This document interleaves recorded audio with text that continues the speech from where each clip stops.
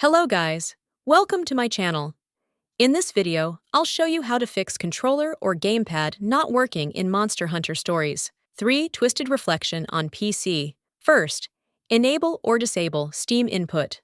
Open Steam. Right-click the game. Properties. Controller. Try disable Steam input. Launch the game and check.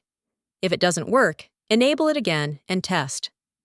Next, open Device Manager and expand Human Interface Devices. If you see extra keyboard or mouse devices, right-click and disable them. Also disconnect any unnecessary USB devices like extra controllers, dongles, arcade sticks, wheel pedals, or flight controllers. Now try a wired connection. Connect the controller directly to your PC with a cable and launch the game. You can also select your controller manually. Search USB game controllers in Windows. Open Setup USB game controllers. Click Advanced. Select your Xbox or PlayStation controller. If you use a PlayStation controller, install DS4 Windows for better compatibility. Also, update your controller using the Xbox Accessories or PlayStation Accessories app.